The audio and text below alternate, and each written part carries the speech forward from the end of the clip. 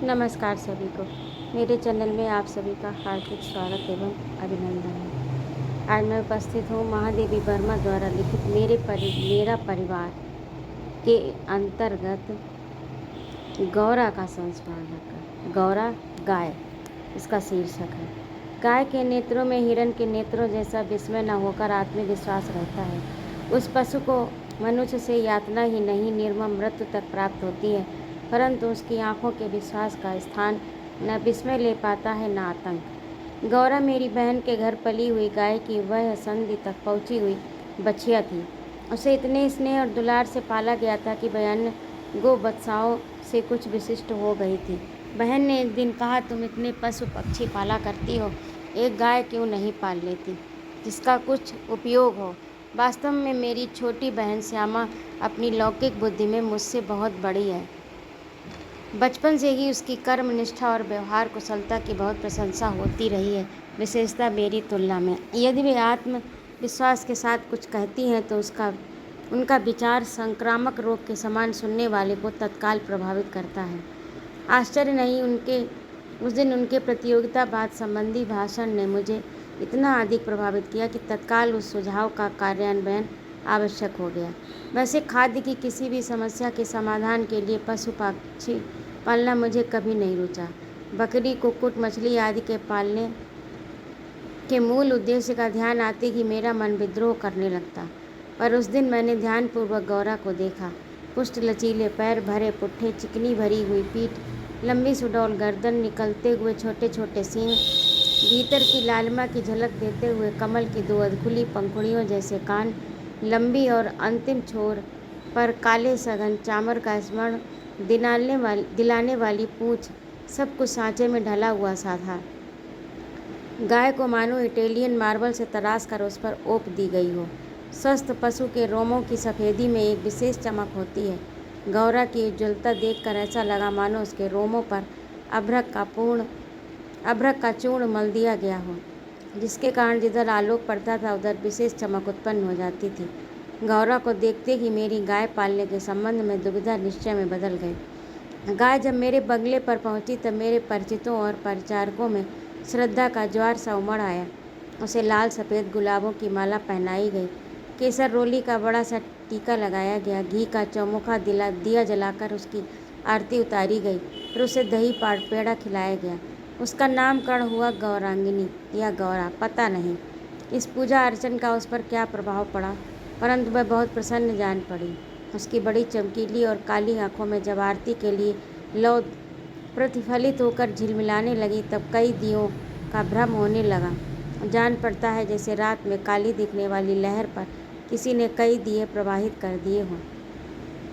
गौरा वास्तव में बहुत प्रिय दर्शन थी। विशेषता उसकी काली बिलौरी आंखों का तरल सौंदर्य तो दृष्टि को बांध कर स्थिर कर देता था। चौड़े उज्ज्वल माथे और लंबे तथा सांचे में ढले हुए से मुख पर आंखें बर्फ के नीचे जल के कुंडों के समान लगती थीं। उनमें एक अनोखा विश्वास का भाव रहता था। गाय के नेत्रों में हिरण के नेत्रों जैसा चकित विस्मय न होकर एक आत्मविश्वास ही रहता है। उस पशु को मनुष्य से यातना ही नहीं निर्मम मृत्यु तक प्राप्त होती है, परंतु उसकी आंखों में विश्वास का स्थान न विस्मय ले पाता है न आतंक। महात्मा गांधी ने गाय करुणा की कविता है क्यों कहा, ये उसकी आंखें देखकर ही समझ में आ सकता है। गौरा की अलस मंथर गति से तुलना करने योग्य कम वस्तुएं हैं। तीव्र गति में सौंदर्य है, परंतु वह मंथर गति के सौंदर्य को नहीं पाता। बाण की तीव्र गति क्षण भर के लिए दृष्टि में चकाचौंध उत्पन्न कर सकती है, परंतु मंद समीर से फूल का अपने वृंत पर हौले हौले हिलना दृष्टि का उत्सव है। कुछ ही दिनों में वह सबसे इतनी हिलमिल गई कि अन्य पशु पक्षी उसकी लघुता और उसकी विशालता का अंतर भूल गए। कुत्ते बिल्ली उसके पेट के नीचे और पैरों के बीच में खेलने लगे। पक्षी उसकी पीठ पर और माथे पर बैठकर उसके कान तथा आंखें खुजलाने लगे। वह भी खड़ी रहकर स्थिर होकर आंखें मूंद कर मानो उसके संपर्क सुख की अनुभूति में खो जाती थी।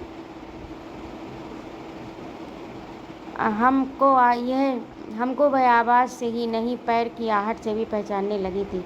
समय का इतना अधिक बोध उसे हो गया था कि मोटर के फाटक में प्रवेश करते ही वह वाँ वाँ की ध्वनि से हमें पुकारने लगती। चाय नाश्ता भोजन के समय से भी वह इतनी परिचित थी कि थोड़ी देर कुछ पाने की प्रतीक्षा करने के उपरांत रमा रमा कर घर सिर पर उठा लेती थी। उसका हमसे साहचर्य जनित लगाव मानवीय स्नेह के समान ही निकटता चाहता था। निकट जाने पर वह सहलाने के लिए गर्दन बढ़ा लेती, हाथ फेरने पर अपना मुख आश्वस्त भाव से कंधे पर रखकर आंखें मूंद लेती। जब उससे दूर जाने लगते तब गर्दन घुमा घुमा कर देखती रहती। आवश्यकता के लिए तो उसके पास एक ही ध्वनि थी, परंतु उल्लास, दुख, उदासीनता, आकुलता आदि की अनेक छाया छवियाँ उसकी बड़ी और काली आंखों में तैरा करती थी। 1 वर्ष के उपरांत गौरा का एक पुष्ट सुंदर वत्स की माता बनी। वत्स अपने लाल रंग के कारण गेरू का पुतले जैसा जान पड़ता था। उसके माथे पर पान के आकार का श्वेत तिलक और चारों पैरों में खुरों के ऊपर सफ़ेद बलय जैसे लगते थे, मानो गेरू की बनी वत्स मूर्ति को चांदी के आभूषणों से अलंकृत कर दिया गया हो। बछड़े का नाम रखा गया लाल मणि, परंतु उसे सब लालू के संबोधन से पुकारने लगे। माता पुत्र दोनों के निकट रहने पर हिमराशि और जलते अंगारों का स्मरण कराते थे। अब हमारे घर में मानो दुग्ध महोत्सव आरंभ हुआ। गौरा प्रातः साय सवेरे 12 सेर के लगभग दूध देती थी, अतः लाल मणि के लिए कई सेर छोड़े देने पर भी इतना अधिक शेष रहता कि आसपास के बाल गोपाल से लेकर कुत्ते बिल्ली तक सब पर मानो दूध नहाव का आशीर्वाद फलित होने लगे। कुत्ते बिल्लियों ने तो एक अद्भुत दृश्य उपस्थित कर दिया। दुग्ध दोहन के समय वे सब गौरा के सामने एक पंक्ति में बैठ जाते और महादेव उनके आगे उनके खाने के लिए निश्चित बर्तन रख देता। किसी विशेष आयोजन पर आमंत्रित अतिथियों के समान वे परम शिष्टता का परिचय देते हुए प्रतीक्षा करते रहते। फिर नाप नाप कर सबके पात्रों में दूध डाल दिया जाता, जिसे पीने के उपरांत वे एक बार फिर अपने अपने स्वर में कृतज्ञता ज्ञापन सा करते और गौरा के चारों ओर उछलने कूदने लगते। जब तक वे सब चले न जाते, गौरा प्रसन्न दृष्टि से उन्हें देखती रहती। जिस दिन उनके आने में विलम्ब होता, वह रमा रमा कर मानो उन्हें पुकारने लगती। पर अब दुग्ध दोहन की समस्या कोई समाधान चाहती थी। नौकरों में नागरिक तो दोहना जानते ही नहीं थे, और जो गांव से आए थे वे अनअभ्यास के कारण ये कार्य इतना भूल चुके थे कि घंटों लगा देते थे। गौरा के दूध देने के पूर्व जो ग्वाला हमारे यहाँ दूध देता था, जब उसके इस कार्य के लिए अपनी नियुक्ति के विषय में आग्रह किया, तब हमने अपनी समस्या का समाधान पा लिया। 2-3 मास के उपरांत गौरा ने दाना चारा खाना बहुत कम कर दिया और उत्तरोत्तर दुर्बल और शिथिल रहने लगी। चिंतित होकर मैंने पशु चिकित्सकों को बुलाकर दिखाया। वह कई दिनों तक अनेक प्रकार के निरीक्षण एक्सरे द्वारा रोग का निदान खोजते रहे।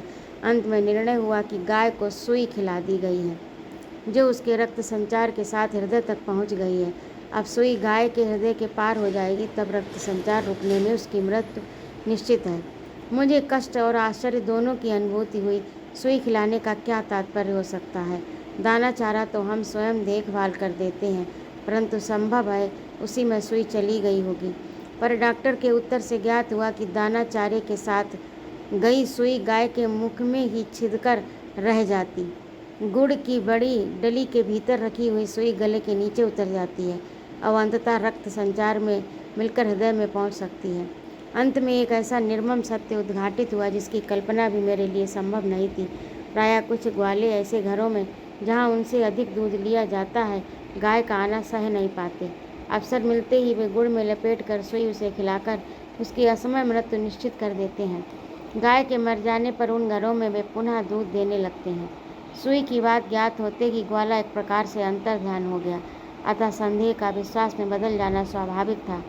वैसे उसकी उपस्थिति में भी किसी कानूनी कार्यवाही के लिए आवश्यक प्रमाण जुटाना असंभव था। तब गौरा का मृत्यु से संघर्ष करना आरंभ हुआ। इसकी स्मृति मात्र से आज भी मन सिहर उठता है। डॉक्टरों ने कहा, गाय को सेब का रस पिलाया जाए तो सुई पर कैल्शियम जम जाने और उसके न चुभने की संभावना है। अतः नित्य कई सेबों का रस निकाला जाता, नली से गौरा को पिलाया जाता। सख्त के लिए इंजेक्शन पर इंजेक्शन दिए जाते। पशुओं के लिए इंजेक्शन के लिए सूजे के समान बहुत लंबी मोटी सिरिंज तथा बड़ी बोतल भर दवा की आवश्यकता होती है। अतः वह कई इंजेक्शन भी अपने आप में शल्य क्रिया जैसा यातनामय हो जाता है। पर गौरा अत्यंत शांति से बाहर और भीतर दोनों ओर की चुभन और पीड़ा सहती थी। केवल कभी कभी उसकी सुंदर पर उदास आंखों में कोने से पानी की 2 बूंदें झलकने लगती थीं। अब वह उठ नहीं पाती, परंतु मेरे पास पहुँचते ही उसकी आंखों में प्रसन्नता की छाया सी तैरने लगती। पास जाकर बैठने पर वह मेरे कंधे पर अपना मुख रख देती, अपनी खुरदरी जीभ से मेरी गर्दन चाटने लगती। लालमणि बेचारे को तो माँ की व्याधि और आसन्न मृत्यु का बोध नहीं था। उसे दूसरी गाय का दूध पिलाया जाता था, जो उसे रुचता नहीं था। मैं तो अपनी माँ का दूध पीना और उससे खेलना चाहता था। अतः अवसर मिलते ही वह गौरा के पास पहुंचकर या अपना सिर मार मार कर उसे उठाना चाहता, या खेलने के लिए उसके चारों ओर उछल कूद कर परिक्रमा ही देता रहता। मैंने बहुत से जीव जंतु पाल रखे हैं, तो उनमें से कुछ समय असमय विदा देनी ही पड़ती है, परंतु ऐसी मर्म व्यथा का मुझे स्मरण नहीं। इतनी हष्ट पुष्ट सुंदर दूध सी उज्ज्वल पयस्विनी गाय अपने इतने सुंदर चंचल वत्स को छोड़कर किसी भी क्षण निर्जीव और निश्चेष्ट हो जाएगी, ये सोचकर भी आंसू आ जाते थे। लखनऊ कानपुर आदि नगरों से भी पशु चिकित्सकों को बुलाया। स्थानीय पशु चिकित्सक 2-3 दिन में 3 बार आते थे, परंतु किसी ने ऐसा उपचार नहीं बताया जिससे आशा की कोई किरण मिलती। निरुपाय मृत्यु की प्रतीक्षा का मर्म वही जानता है जिसे किसी असाध्य और मरणासन्न रोगी के पास बैठना पड़ा हो। जब गौरा की सुंदर चमकीली आंखें निष्प्रभ हो चली और सेब का रस भी कंठ में रुकने लगा, तब मैंने अंत का अनुमान लगा लिया। अब मेरी एक ही इच्छा थी कि मैं उसके अंत समय उपस्थित रह सकूं। दिन में ही नहीं, रात में भी कई बार उठकर मैं उसे देखने जाती रही। अंत में एक दिन ब्रह्म मुहूर्त में 4 बजे जब मैं गौरा को देखने गई, तब जैसे ही उसने अपना मुख सदा के समान मेरे कंधे पर रखा, वैसे ही वह एकदम पत्थर जैसा भारी हो गया। मेरी बाह पर से सरक कर धरती पर आ गया। कदाचित सुई ने हृदय को बंद कर दिया। अपने पालित जीव जंतुओं के पार्थिव अवशेष मैं गंगा को समर्पित करती रही हूँ। गौरांगिनी को ले जाते समय मानो करुणा का समुद्र उमड़ आया, परंतु नीलमणि इसे भी खेल समझ उछलता कूदता रहा। यदि दीर्घ निश्वास का शब्दों में अनुवाद हो सकता तो उसकी प्रतिध्वनि कहेगी, आह मेरा गोपालक देश। तो ये था आज का गौरा का कथानक। आपको कैसा लगा कमेंट करके अवश्य बताइए, और यदि आपको मेरा कहानी सुनाना अच्छा लगा हो तो कृपया मेरे चैनल को सब्सक्राइब भी करिएगा। सुनने के लिए बहुत बहुत धन्यवाद। जय माँ भारती।